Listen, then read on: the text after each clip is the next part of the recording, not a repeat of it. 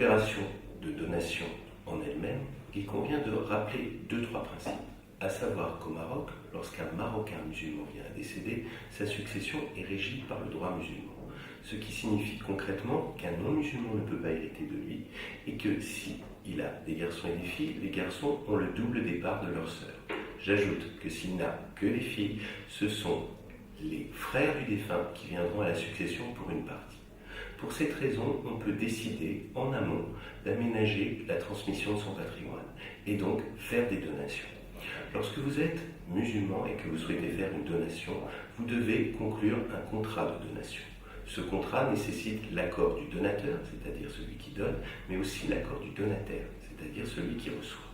La transmission du patrimoine se fait au terme de la donation. Et lorsqu'il s'agit d'un bien immobilier, c'est la même chose. Simplement, il faut distinguer les biens non titrés à la conservation foncière, qui sont transmis immédiatement lorsque la donation est faite, des biens titrés à la conservation foncière, c'est-à-dire soumis au droit moderne, qui ne seront transmis qu'au moment de l'inscription sur le titre foncier du don du donataire. À partir de là, il convient de prendre les précautions suivantes. Tout d'abord, savoir que seule une personne capable est habilitée à donner. Deuxièmement, lorsque la personne est parfaitement capable et qu'elle souhaite faire une donation, exemple à son épouse ou exemple à ses enfants, si ses enfants sont mineurs, il faudra, s'il est le représentant légal, qu'il donne pouvoir à la personne qui sera chargée de représenter les enfants à sa place. Exemple, la mère des enfants, son épouse, s'il souhaite faire des donations à des enfants mineurs qui sont les leurs.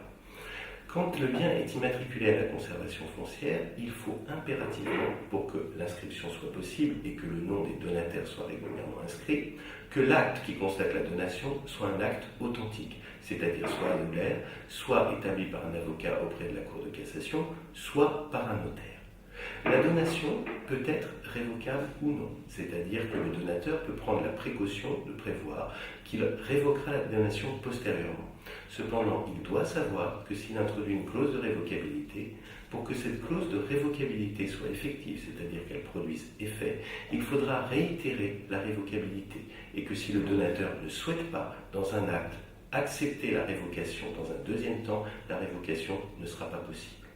La donation peut porter sur la pleine propriété du bien, comme elle peut porter sur une partie du bien ou qu'elle peut faire l'objet d'un démembrement.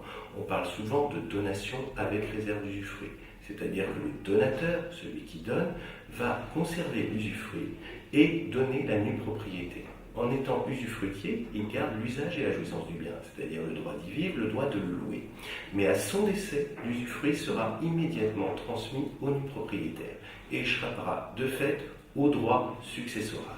Ce qui signifie qu'il contourne le droit des successions tout à fait légalement, puisque ce sont les nus propriétaires en tant que nus propriétaires qui deviennent pleinement propriétaires, étant donné que l'usufruit cesse au moment du décès de l'usufruitier. En cas de prédécès des nus propriétaires, en revanche, il n'y a pas de transmission immédiate de la nue propriété à l'usufruitier. Il y aura ouverture de la succession des nus propriétaires, ce qui signifie que l'usufruitier n'aura pas nécessairement l'attribution de la nue propriété en cas de décès du nu propriétaire. J'ajoute que lorsque la donation a été faite et que l'on souhaite postérieurement vendre le bien, il faudra l'accord à la fois du nu propriétaire et à la fois de l'usufruitier. Ce qui signifie que s'il n'y a pas cet accord unanime, la vente ne sera pas possible. Et s'il y a accord, il faudra aussi partager le prix-vente. Or, la valeur de l'usufruit dépend de l'âge de l'usufruitier. Or, plus l'usufruitier est âgé, moins son usufruit a de la valeur.